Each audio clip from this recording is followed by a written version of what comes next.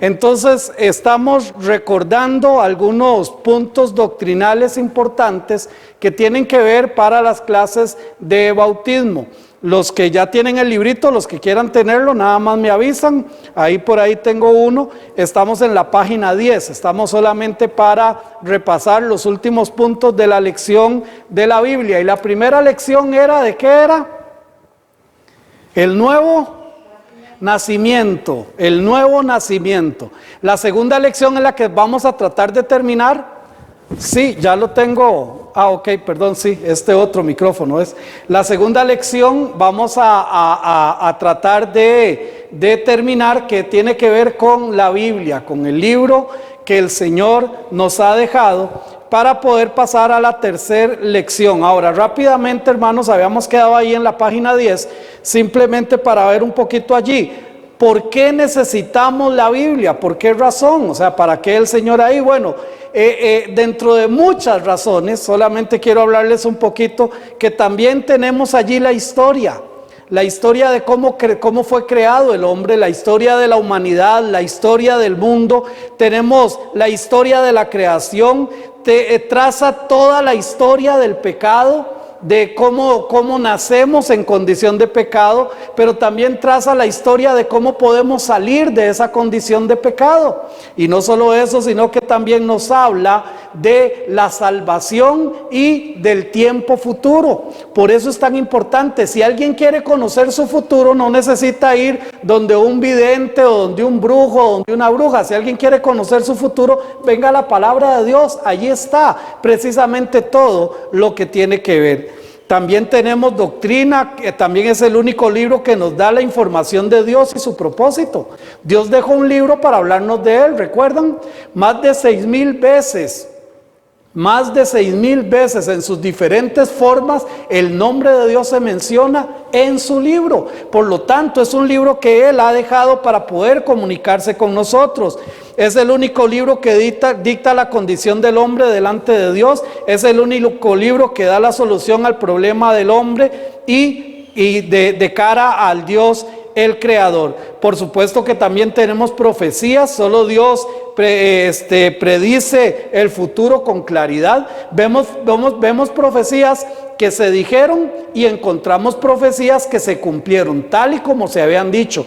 Incluso tenemos profecías que están por cumplirse. También tenemos que tener cuidado porque hay profecías de doble cumplimiento. Pero todo esto, hermanos, se conoce a través de la Biblia. Y por supuesto que tenemos la dirección de Dios. Salmo 119, versículo 105. Lámpara es a mis pies tu palabra y lumbrera mi camino. Y Proverbios 6:23, porque el mandamiento es lámpara y la enseñanza es luz y camino de vida las reprensiones que te instruyen. Por lo tanto, es importante tener la Biblia. ¿Qué debemos hacer con ella? Todos tenemos una Biblia, ¿cierto? Todos tenemos una Biblia, ya sea en el teléfono, ya sea en papel, ¿verdad? Alguien una vez quiso dejar en mal a alguien que dejó la Biblia. Hermano, es que usted deja la Biblia en la iglesia, en el templo. Y dice, hermano, no se preocupe, tengo como 4 más en la casa. No solamente tengo una. Si usted tiene una, ese es su problema. Yo tengo un montón. Entonces, hermanos, ¿qué tenemos que hacer? Estudiarla, escudriñarla, revisarla, entenderla verdaderamente. Necesitamos entender. Y quiero dejarles una tareita rápidamente. Solamente vean en Nehemías capítulo 8, versículos del 6 al 11, van ustedes a encontrar, no lo vamos a leer, pero léanlo ustedes, Nehemías 8, versículos del 6 al 11, y van a encontrar ahí un pueblo sediento de escuchar la palabra de Dios. Y cuando volvieron a tener ese encuentro, cuando volvieron a tener esa referencia de la palabra del Señor y se les estaba explicando la palabra del Señor, ellos lloraban escuchando la palabra del Señor. Me encantaría tener más tiempo para entrar allí, porque 124 años antes de ese evento de Nehemías encontramos al rey Josías, que también vuelven a tener encuentro con la palabra de Dios, y la gente se emocionaba, se lloraba, estaban felices de tener encuentro con la palabra del Señor. Por lo tanto, hermanos, debemos escudriñar la palabra, pero no solamente escudriñarla, tenemos que creerla. Amén. Creer la palabra del Señor. Allá en Hechos 27:25 dice: por tanto, oh varones, tened buen ánimo, porque yo confío en que será así como se me ha dicho.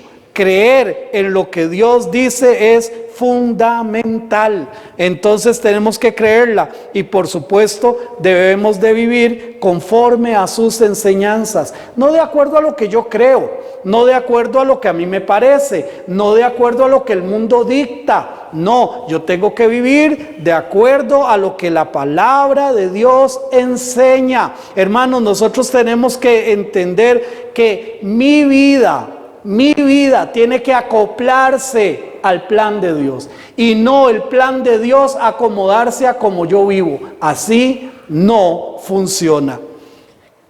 Creer en lo que la Biblia enseña y no hacerlo es un detalle muy grave delante de Dios. Dice Santiago capítulo 4 versículo 13: y al que sabe hacer, capítulo 4 verso 17, perdón, y al que sabe hacer lo bueno y no lo hace, le es pecado. Muy bien, vamos a entrar ahora con la lección de la Trinidad. Esta es la tercera lección, y dice Deuteronomio capítulo 6 versículo 4, que era el versículo que los judíos tenían grabado en su frente, grabado en su hombro. Era el versículo que para los judíos era el que chocaba con el ministerio de Jesús terrenal, porque dice ese versículo: oye Israel, Jehová nuestro Dios, Jehová uno es. Y vamos a estar hablando sobre la Trinidad. Quiero decirles que este tema es uno de los más fascinantes en la palabra de Dios. Nos presenta a Dios de manera contundente, en cierta forma cumplida para la mente, complicada un poco para la mente humana. Los temas espirituales, de todas maneras, no se entienden desde la perspectiva personal o la perspectiva carnal. Los temas espirituales se tienen que percibir, se tienen que entender desde la perspectiva espiritual. Esto nos lo dice 1 Corintios 2:14, dice: porque el hombre natural, y cuando habla aquí del hombre natural se está refiriendo a la persona sin Cristo.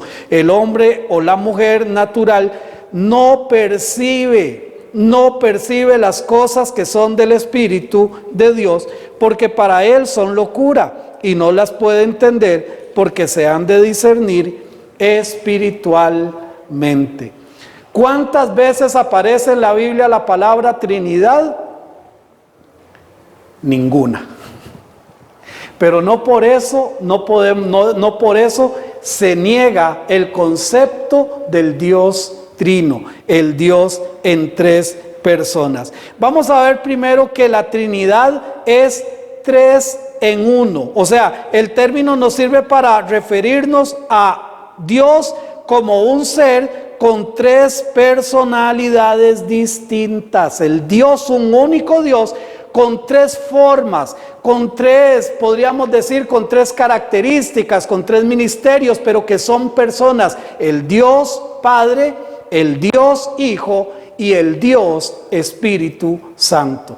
Yo les he dicho, hermanos, que la forma más práctica que puedo yo encontrar para definirlo, y lo digo porque hay hermanos que quizás no me han escuchado, es cuando cuando yo pienso en mí como pastor de la iglesia, cuando viene una hija y me habla, ella no le habla al pastor directamente de la iglesia, sino que le va a hablar ¿a quién? A su papá.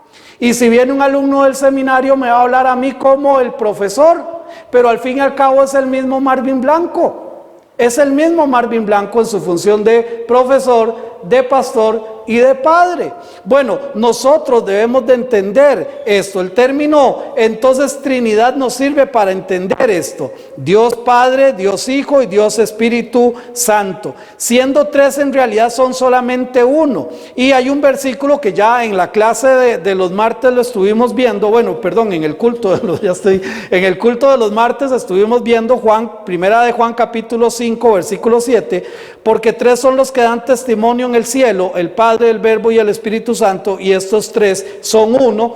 Esto es como una explicación que alguien puso al margen, ¿verdad? Y a partir de la Vulgata Latina se empieza a incorporar, pero esto no niega para nada la Trinidad. Nosotros podemos ver cualquier cantidad de versículos que nos van a hablar, y ahora vamos a ver por lo menos dos de ellos que nos van a hablar de esa Trinidad, de ese Dios en tres personas. Este misterio no es fácil de entender naturalmente. No, porque nosotros siempre pensamos, bueno, podemos hablar de una persona con tres personalidades, ¿verdad? O múltiples personalidades. Anda una película por ahí, una y dos, que tiene que ver con esto, ¿verdad? De una persona que tenía múltiples personalidades. Pero era una persona, pero no estamos hablando de eso. Estamos hablando de el Dios Padre, el Dios Hijo y el Dios Espíritu Santo en uno solo. Por eso es que nosotros allá en Romanos capítulo 8 versículo 7, Romanos 8, 7 dice: por cuanto los designios de la carne son enemistad contra Dios, porque no se sujetan a la ley de Dios, ni tampoco pueden. No podemos entender estas cosas en términos naturales.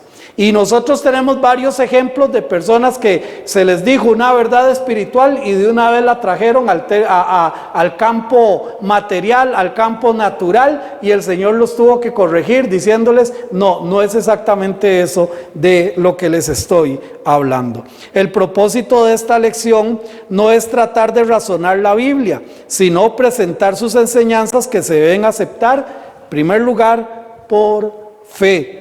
Dice Juan capítulo 3 versículo 33: el que recibe el testimonio, este atestigua que Dios es veraz. El que recibe el testimonio, este da testimonio de que Dios es cierto, que en Dios no hay mentiras, que no hay sombras de variación. Estuvimos leyendo ahora en la lectura que tuvimos para empezar el culto, durante el culto, fue Mateo capítulo 3, versículos del 13 en adelante, pero vamos a leer versículos 16 y 17, donde encontramos el bautismo de nuestro Señor Jesucristo. Aquí vamos a ver que en él cohabitan tres personas que están en un solo evento y que cada una de ellas tiene tres funciones distintas. Mateo capítulo 3 versículo 16 y 17 dice la palabra del Señor: y Jesús, después que fue bautizado, subió luego del agua, y he aquí los cielos fueron abiertos, y vio al Espíritu de Dios que descendía como paloma y venía sobre él. Y hubo una voz del cielo que decía: este es mi Hijo amado, en quien tengo complacencia. ¿Cuántos eventos estamos viendo allí? Un único evento, que es el bautismo de Jesús.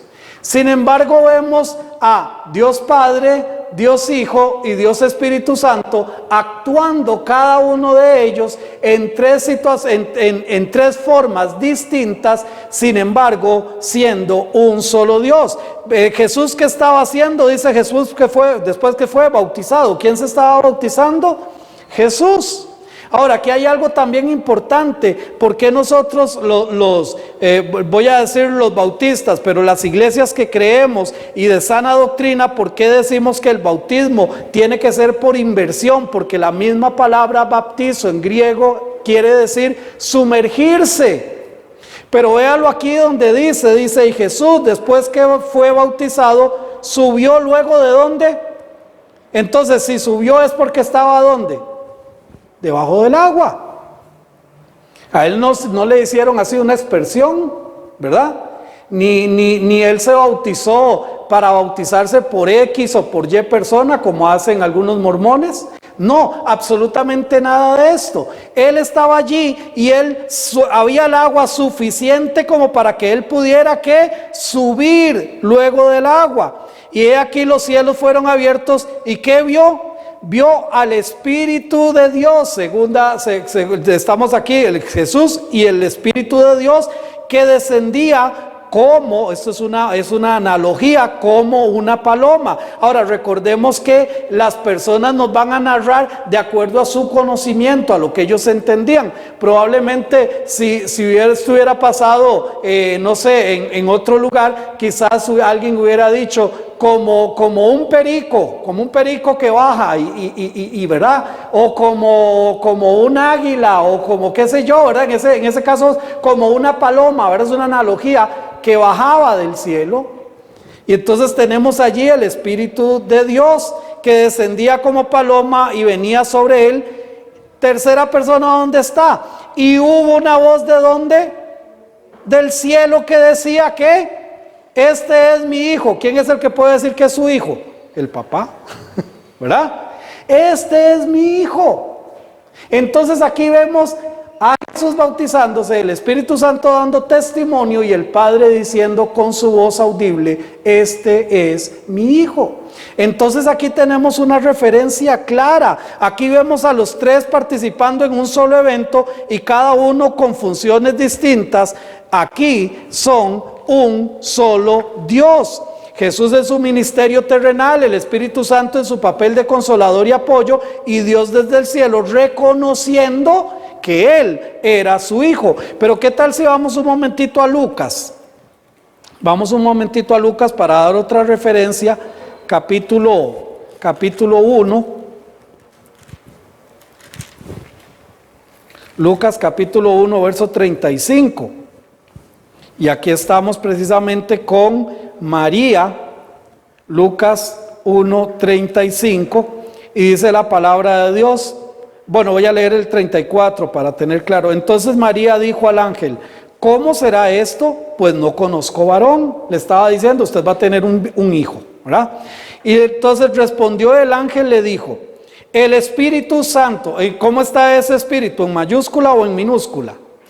En mayúscula quiere decir que se está refiriendo al Espíritu Santo, amén. Cuando usted encuentra Espíritu en minúscula, se está refiriendo al Espíritu del hombre. Pero entonces aquí está diciendo, y el Espíritu Santo vendrá sobre ti. Primera persona que encontramos aquí es al Espíritu Santo. Y el poder del Altísimo, ¿el poder de quién? Del Altísimo te cubrirá con su sombra. Segundo, Dios. Por lo cual también el santo ser que nacerá será llamado Hijo de Dios. ¿Y quién iba a nacer allí? Jesús. Otra vez, el Espíritu, Dios y Jesús en un solo acto. Los tres allí trabajando en función de una sola situación. Entonces, mis hermanos, nosotros en lugar de estar racionalizando esto, debemos de en primer lugar aceptarlo por fe. Porque yo sé que naturalmente es complicado entenderlo. Pero debemos de aceptarlo por fe, que es Dios Padre, Dios Hijo y Dios Espíritu Santo. Mateo capítulo 18, versículos del 1 al 4. Mateo capítulo 18, versículos del 1 al 4 dice, en aquel tiempo los discípulos vinieron a Jesús diciendo, ¿quién es el mayor en el reino de los cielos? Y llamando Jesús a un niño lo puso en medio de ellos y dijo, de cierto os digo que si no os volvéis y os hacéis como niños, no entraréis en el reino de los cielos. Así que cualquiera que se humille como este niño, ese es el mayor en el reino de los cielos. Debemos ser entonces como niños para aceptar captar las verdades espirituales. Por eso es que a los niños hay que cuidarlos tanto, ¿verdad? El chiquito que está por ahí le dice un adulto a una persona, venga conmigo y le voy a regalar un helado. ¿Qué creen que va a hacer ese chiquito? Se va inmediatamente. ¿Por qué? Porque lo que quiere es comerse un helado, todo lo cree. Y dice la palabra del Señor que nosotros debemos de ser precisamente con esas características para poder entender. Debemos creer como lo hacen los niños sin cuestionar las cosas. Vea lo que dice Isaías capítulo 8 y capítulo 55, versículos 8 y 9. Isaías 55, 8 y 9. Porque mis pensamientos no son vuestros pensamientos, ni vuestros caminos mis caminos, dijo Jehová. Como son más altos los cielos que la tierra, así son mis caminos más altos que vuestros caminos, y mis pensamientos más que vuestros pensamientos. Busca el pensamiento más elevado de un ser humano, el más elevado que usted pueda decir así. ¿Y cómo se le ocurrió analizar eso? Dice la palabra de Dios que los pensamientos de Él son como la distancia del cielo a la tierra, entre los pensamientos de Él y los pensamientos del hombre. Por lo tanto, por fe, debemos aceptar que un solo Dios en tres personas, no es tres dioses en una persona, sino un solo Dios en tres personas. Y vamos a desglosarlo empezando con el Padre que es Jehová. Ahora recordemos que en el lenguaje hebreo vemos tres términos para poder referirse a ese Dios supremo, a ese Dios eterno, a ese Dios autosuficiente. Yo ya terminamos un estudio de los 18 nombres, ¿verdad?, de Dios. No me voy a detener mucho en esto, solamente quiero hablarles rápidamente del nombre El, ¿verdad?, que es el Dios todopoderoso, y que este término se deriva de los nombres compuestos de Dios que ya, como hemos escuchado, Daniel, Emanuel, Ismael, todos estos nombres tienen que ver con el nombre de Dios. Por ejemplo, rápidamente, el Betel, allá en Génesis 35, versículos 6 y 7, dice, y llegó Jacob a Luz en esta que está en tierra de Canaán. Esta es Betel, y él y todo el pueblo que con él estaba, y edificó allí un altar y llamó al lugar El Betel, porque allí le había aparecido Dios cuando huía de su hermano. Entonces, Dios de Betel. También encontramos el Dios de Israel, allá mismo en Génesis, cuando decía el Eloé, Dios, o sea, el Eloé Israel, que es el Dios de Israel. Entonces es el primer término para el nombre de Dios, para definir a ese autoexistente, a ese todopoderoso. El otro término es Elohim, como ya lo hemos visto, que es el plural de él, que es cuando se usa en la creación. El principio creó Dios. Es plural en hebreo. Recuerden que hay singular, hay dual y hay plural. Estamos hablando de tres o más. Dios, el Elohim. Y también Jehová, que es el autoexistente, que es las vocales, ¿verdad?, de Adonai, que es Señor en hebreo. Se incorporan las vocales de Adonai, que todo esto es un trabajo, hermanos, de los masoretas, ¿verdad? Porque muchos hebreos dicen, pero si no hay vocales en Elohim tampoco. No, yo sé que no hay vocales. Estamos hablando de lo que se tuvo que hacer para poder transcribir del hebreo al griego la primera traducción, que fue la Septuaginta, lo que se llaman los textos masoréticos. Ellos tomaron las vocales de Elohim, las incorporaron en el tetragramatón. Recuerdan las 4 consonantes del nombre de Dios, del nombre impronunciable de Dios, y las incorpora, y de allí viene el término Jehová que nosotros conocemos. Entonces, mis hermanos, nosotros tenemos estos tres términos que encontramos que hablan de ese Dios todopoderoso. Ahora, en el hebreo, en el griego, ya llegando al Nuevo Testamento, tenemos 2 términos que nos hablan de ese Dios supremo, que es precisamente Kyrios, que es Señor o Dios supremo en autoridad, y Theos, que es divinidad suprema. Nosotros tenemos esos dos nombres que tienen que ver precisamente con Dios. Ahora, el término Jehová, como ya lo hemos visto, vamos a ir a Éxodo capítulo 6, versículo 3. Éxodo capítulo 6, versículo 3. Y aparecí a Abraham, a Isaac y a Jacob como Dios omnipotente, mas mi nombre Jehová no me di a conocer. Ahora, recordemos y vamos otra vez, este nombre cuando dice Jehová no me di a conocer, es el tetragramatón. Es el tetragramatón, que en algunas versiones le ponen Señor, ¿verdad? Para poner el término Adonai como Señor. Y en otras traducciones, los hebreos lo leerían de esta manera, probablemente. Lo leerían de esta manera: y aparecía Abraham, Isaac y Jacob como el Dios omnipotente, mas en mi nombre,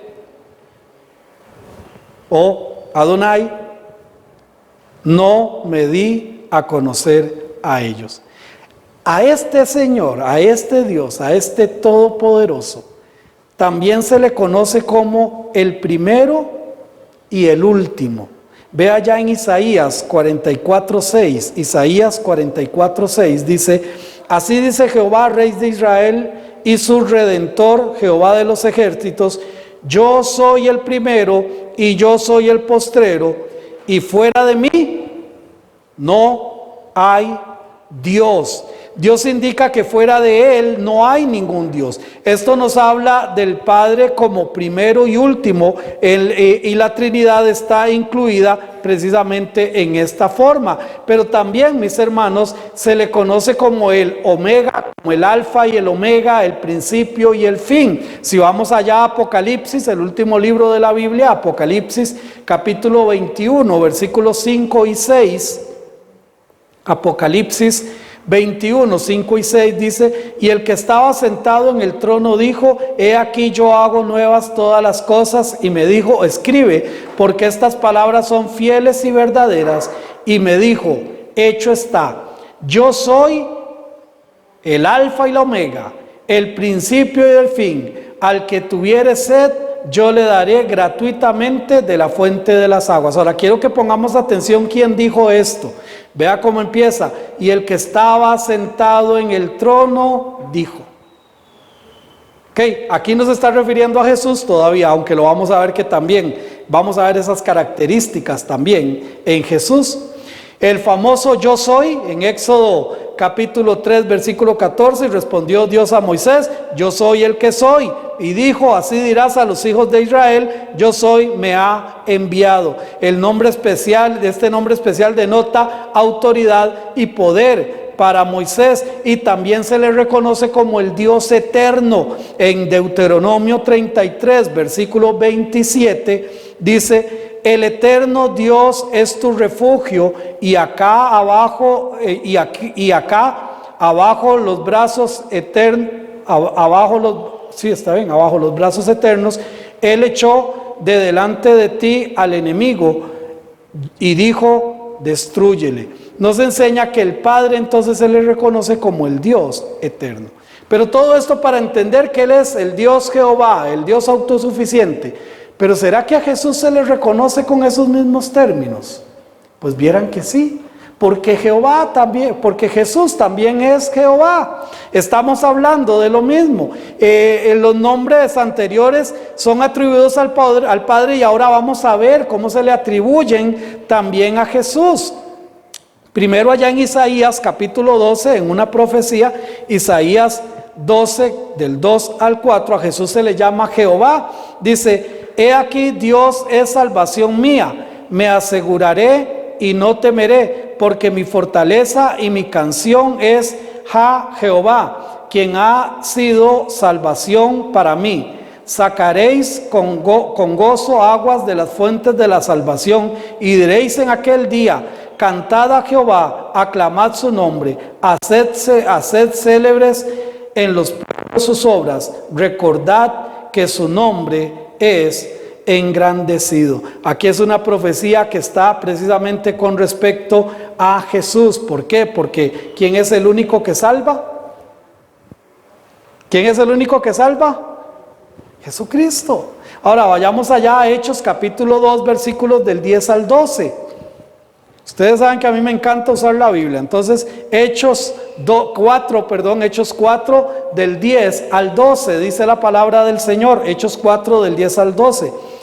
Sea notorio a todos vosotros y a todo el pueblo de Israel que en el nombre de Jesucristo de Nazaret, a quien vosotros crucificasteis y a quien Dios resucitó de los muertos, por él este hombre está en vuestra presencia sano.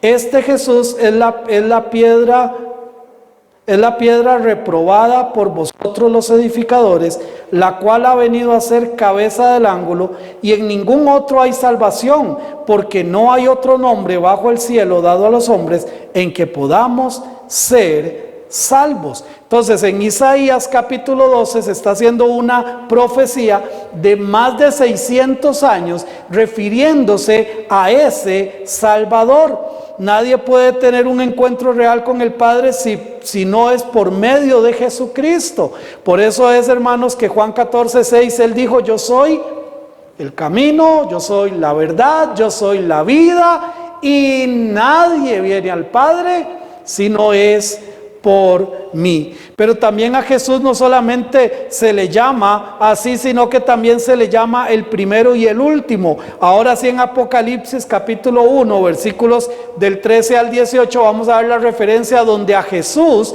se le llama precisamente así. Dice: y en medio de los 7 candeleros, a uno semejante al Hijo del Hombre. Ahora recuerden que Juan había conocido a Jesús, y Jesús se autodenomina como el Hijo del Hombre, y cuando Juan dice a uno semejante al Hijo del Hombre, se está refiriendo precisamente a Jesús, vestido de una ropa que llegaba hasta los pies y ceñido por su pecho con un cinto de oro. Su cabeza y sus cabellos eran blancos como blanca lana, como nieve, sus ojos como llama de fuego y sus pies semejantes a bronce bruñido, refulgente como en un horno, y su voz como estruendo de muchas aguas. Tenía en su diestra 7 estrellas y en su boca salía una espada aguda de 2 filos, y su rostro era como el sol cuando resplandece en su fuerza. Cuando le vi, caí como muerto a sus pies, y él puso su diestra sobre mí, diciendo: no temas, yo soy ¿quién?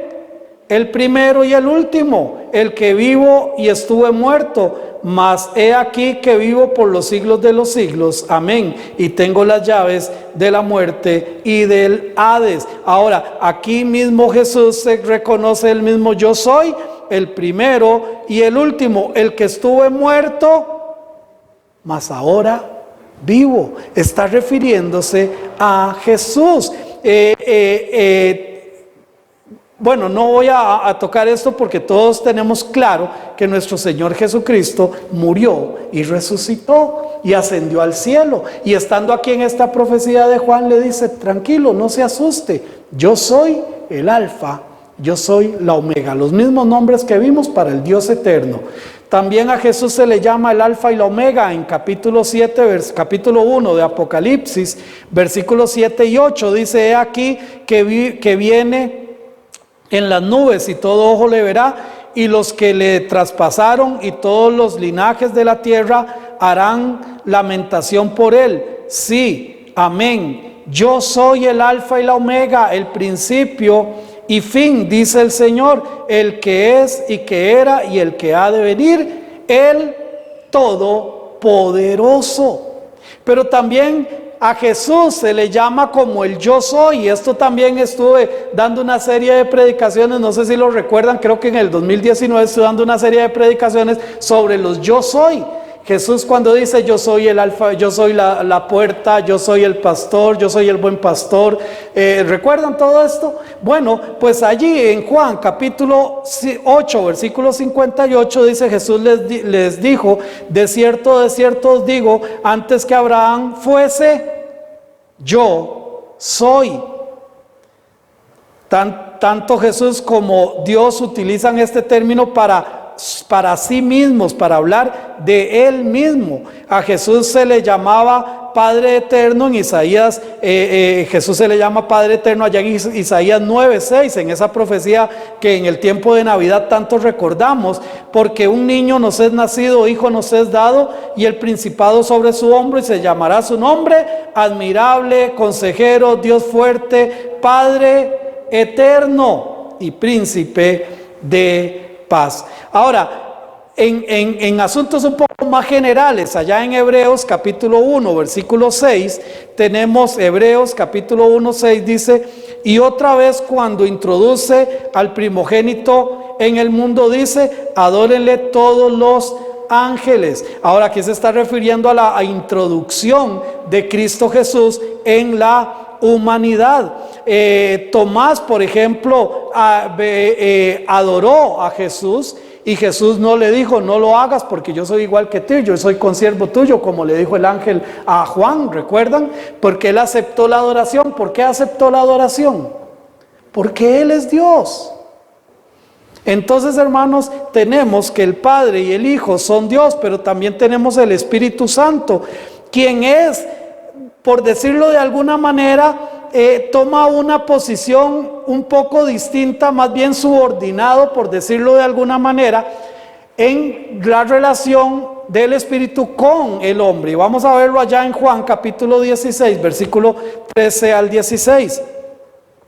Pero cuando venga el Espíritu de verdad, Él os guiará a toda verdad, porque no hablará de su propia cuenta, sino que hablará todo lo que oyere, y os lo hará saber, las cosas que habrán de venir. Él me glorificará, porque tomará de lo mío y os lo hará saber. Todo lo que tiene el Padre es mío, por eso dije que tomará de lo mío y os lo hará saber. Todavía un poco y no me veréis, y de nuevo un poco y me veréis, porque yo voy al Padre. Ahora, es interesante entonces que el Espíritu Santo toma una posición muy interesante, porque dice: todo lo que el Padre va a decir, Él os lo hará saber, Él se los va a recordar a ustedes. Ahora, todo lo que el Padre dijo acerca de Jesús y todo lo que el Señor Jesucristo enseñó está aquí. Amén. En Juan estamos estudiando, que estamos buscando a Jesús en el Evangelio de Juan. Allá en el capítulo 20 dice: muchas otras cosas hizo Jesús, y tantas, estoy parafraseando, tantas que no alcanzarían los libros para poder decir. Pero estas, dice Juan, estas se escribieron para que conozcáis que Jesús es el Cristo, el Hijo de Dios. Entonces vemos que el Espíritu Santo va a traer todo eso a nuestras vidas. Sin embargo, vamos a ver una evidencia de que el Espíritu Santo también es Dios, y lo vemos allá en Hechos capítulo 5 versículos 3 y 4, el caso de Ananías y el caso de Zafira. Vamos a ver el versículo 3 y 4, dice: y dijo Pedro a Ananías: ¿por qué llenó Satanás tu corazón para que mintiereis? ¿A quién?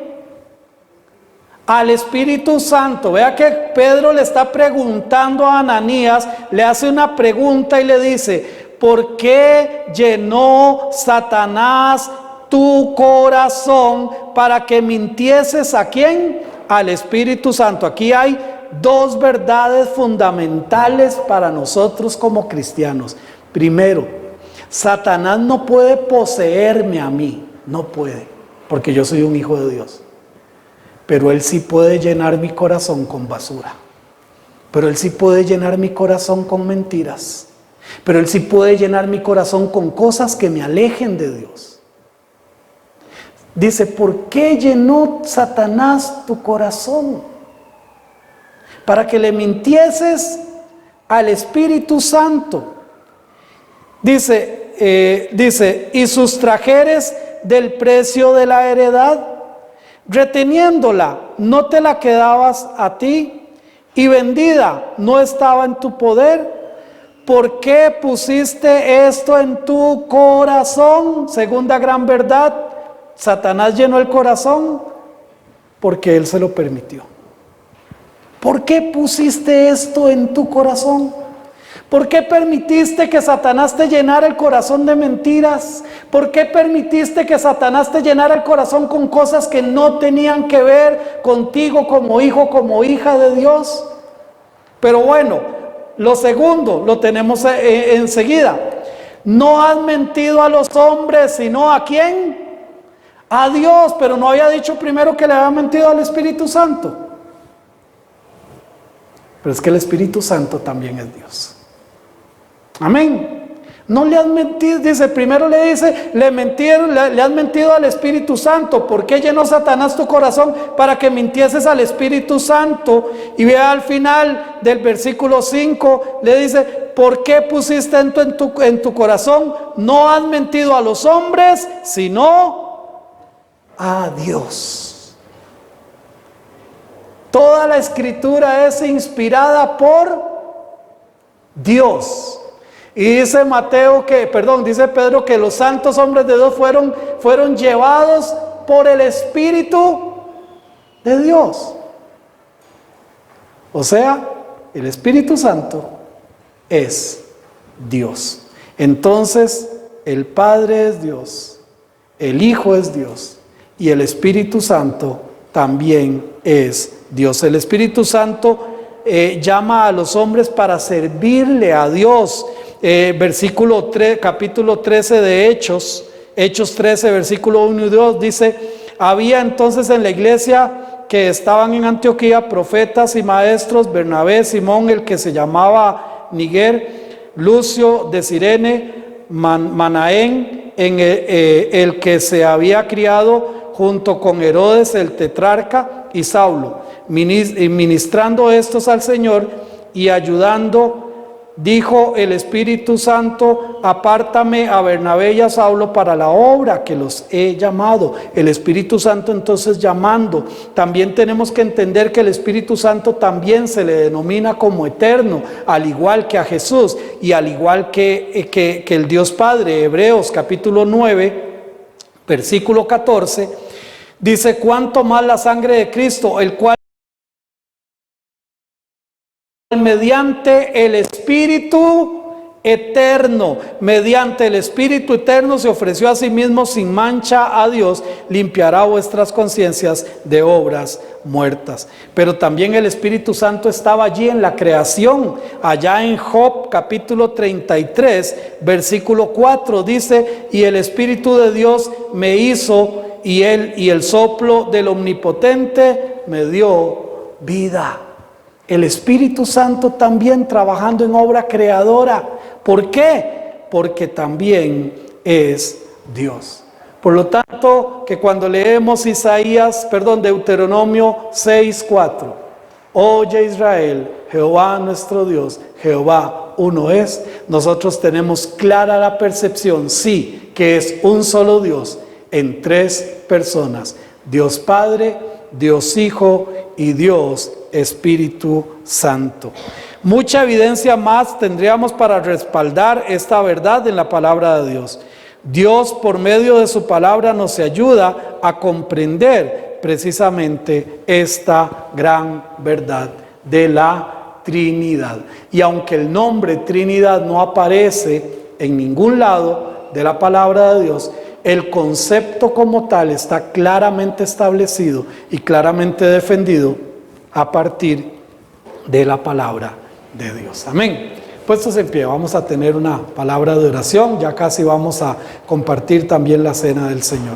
Padre, te damos gracias por este tiempo que nos has permitido poder estudiar este hermoso tema, apenas unas pinceladitas, Señor. Yo sé que hay mucho por profundizar, pero gracias porque tú te has revelado a nosotros como el Dios en tres personas, el Dios Padre, el Dios Hijo y el Dios Espíritu Santo. Gracias, Padre, por darnos esta evidencia tan hermosa de ese Dios tan maravilloso. Tú, Señor, mandando a tu Hijo para que prepare lugar para nosotros, el Espíritu Santo estando con nosotros, siendo compañía, siendo ayuda, siendo dirección, y Jesucristo, Señor, que viene por nosotros también para que donde Él está, nosotros también estemos. Gracias, Padre, por todo lo que tú nos das a cada uno de nosotros como tus hijos. En el nombre de tu Hijo Cristo Jesús. Amén.